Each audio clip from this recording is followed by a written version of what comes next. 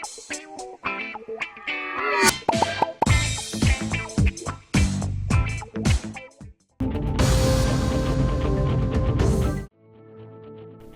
حیدرآباد کے علاقے میاپور میں ایک اور قتل کی واردات آئی پیش۔ پولیس کے مطابق چہارشنبے کی رات 39 سالہ سندیپ نامی مریض کو بے رحمی سے قتل کر دیا گیا، جو منشیات کی لت سے چھٹکارا حاصل کرنے کے لیے ایک مرکز میں زیر علاج تھا۔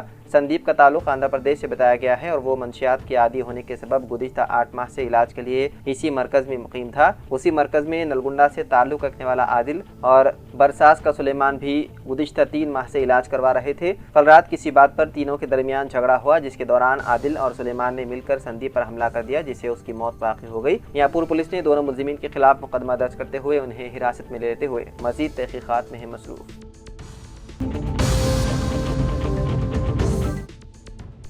شہر حیدرآباد میں ایک شرمناک واقعہ پیش آیا، جہاں نویں جماعت میں زیر تعلیم 3 طالبات کو بہلا پھسلا کر لے جایا گیا اور 3 ملزمین نے ان کے ساتھ اجتماعی عصمت ریزی کی۔ اطلاعات کے مطابق ملزمین نے لڑکیوں کو تفریح کے بہانے یادگیری گٹا کے ایک ہوٹل میں لے جا کر اس گھنونے فعل کا ارتکاب کیا۔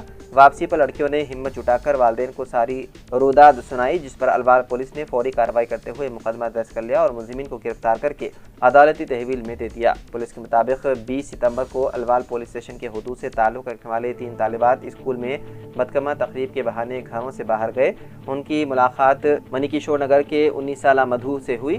مدھو نے بعد میں اپنے دوست وارث گڑا کے 22 سالہ ومشی اروند اور قریبی رشتہ دار 21 سالہ نیرج کو بھی ساتھ بلا لیا۔ پہلے سب نے ایک ہوٹل میں کھانا کھایا، پھر لڑکیوں کو تفریح کا جھانسا دے کر بس کے ذریعے یادگیری گٹا لے گئے۔ وہاں ایک لاج میں 3 الگ الگ کمرے کرائے پر لے کر تینوں لڑکیوں سے زیادتی کی گئی۔ اگلے روز اتوار کی شام کو لڑکیوں کو تارناکہ کے علاقے میں چھوڑ دیا گیا۔ لڑکیوں نے گھر پہنچ کر شکایت کی، جس پر والدین پولیس سے رجوع ہوئے اور پولیس نے مقدمہ درج کرتے ہوئے تینوں ملزمین کو کر لیا گرفتار۔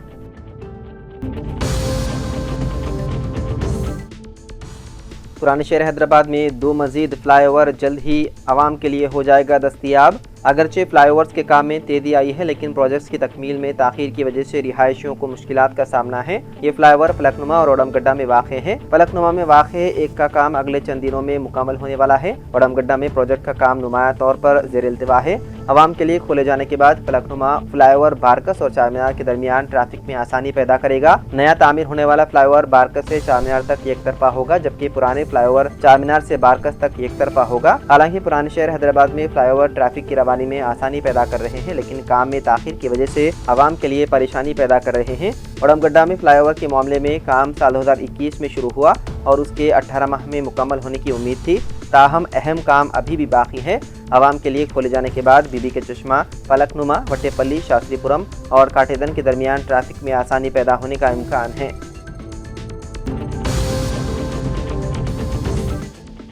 ہندوستان کی فلسطین پر خاموشی انسانی اقدار سے دستبرداری کے مترادف، کانگریس کی قداور لیڈر سونیا گاندھی کا بیان۔ ہندوستان کی خاموشی اور فلسطین سے دوری پر سونیا گاندھی نے ایک سخت تنقیدی مضمون تحریر کیا ہے، جو ایک اخبار میں شائع ہوا ہے۔ کانگریس پارلیمانی پارٹی کی چیئرپرسن سونیا گاندھی نے مودی حکومت کے فلسطین کے مسئلے پر رویے کو گہری خاموشی اور انسانیت اور اخلاق سے دستبرداری قرار دیا۔ انہوں نے زور دیا ہے کہ ہندوستان کو فلسطین کے لیے قیادت کا مظاہرہ کرنا چاہیے، جو اب انصاف، شناخت، وقار اور انسانی حقوق کی جنگ بن چکا ہے۔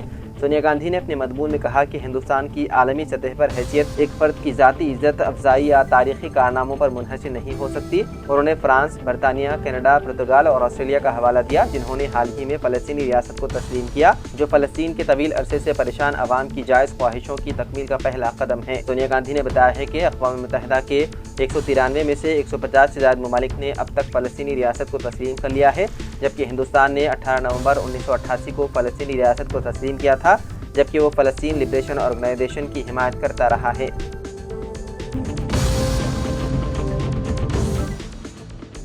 تلنگانہ پبلک سروس کمیشن نے گروپ 1 سروس کے فائنل نتائج جاری کر دیے۔ مجموعی طور پر 563 عہدوں میں سے 562 پر تقرریاں عمل میں آئی۔ ایک پوسٹ عدالتی تنازع کے سبب روک دی گئی ہے۔ ملٹی زون 1 میں 298 اور ملٹی زون 2 میں 304 امیدواروں کا انتخاب ہوا ہے۔ کمیشن نے وعدہ کیا ہے کہ نتائج ہائی کورٹ میں زیر سماعت مقدمات کے فیصلے پر منحصر ہے۔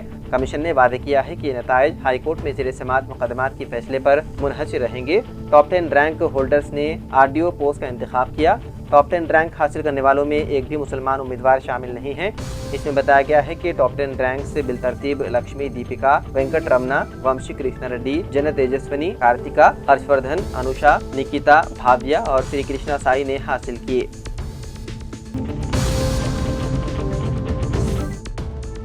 शुमाली और मशरक़ी तेलंगाना के अजला में आज और कल मूसलाधार बारिश की पेशकियासी। महकमे मौसमियात के मुताबिक शुमाली, मशरक़ी और वस्ती तेलंगाना के अजला में अगले 2 दिनों में शदीद बारिश का इम्कान है। आज रियासत के कई अजला में बहुत शदीद बारिश बरसने का इम्कान है।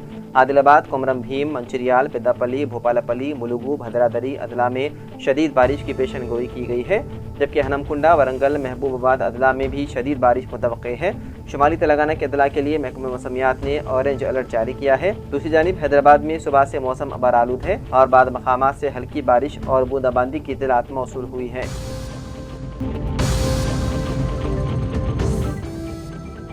आरएसएस शहर हैदराबाद में मुसलमानों की ताईद के नाम पर कादियानियों को साथ लेते हुए अवाम को गुमराह करने की मुहिम का आगाज कर चुकी है और अमन के नाम पर जारी तैयार की जाने वाली साजिश के जरिए न सिर्फ मुसलमानों को आरएसएस से करीब करने की कोशिश की जा रही है, बल्कि मुस्लिम नुमा चेहरों को आरएसएस अपने साथ लेते हुए ये बावर करवाने लगी है कि मुसलमान आरएसएस से कुर्बत इख्तियार कर रहे हैं। वक्त तरमीमी एक्ट की ताईद के लिए जिन लोगों को आरएसएस ने अपने साथ लिया था, उनका इस्तेमाल करने के बाद अब कादियानियों के साथ शहर हैदराबाद में इजलास मुनक्किद करते हुए उसकी खबरें भी शाया करवाई जाने लगी हैं, जबकि शहर हैदराबाद में कादियानियों की ये जरूरत नहीं थी कि वो अपने इजलास या मंसूबों के मुतालिक सरेआम कोई सरगर्मियां अंजाम नहीं देता, बल्कि अपनी शनाख्त को मख्फी रखते हुए जिंदगी गुजारते थे। लेकिन अब हैदराबाद में वो अपनी सरगर्मियों के मुतालिक अखबारात में खबरें शाया करने लगे हैं। गुज़िश्ता यौम मुआशरे में अमन के नाम पर मुनक्किद किए गए इजलास, जिसमें बैन मजहबी रहनुमाओं के साथ आरएसएस कायदीन को भी मदऊ किया गया था। इस इजलास की रिपोर्ट अंग्रेजी के एक मुअख्खर रोज़नामा में शाया हुई है, जिसमें कादियानियत के तर्जुमान का बयान और इस तबके से ताल्लुक़ रखने वाले शख्स के नाम के साथ बयान शाया हुआ है।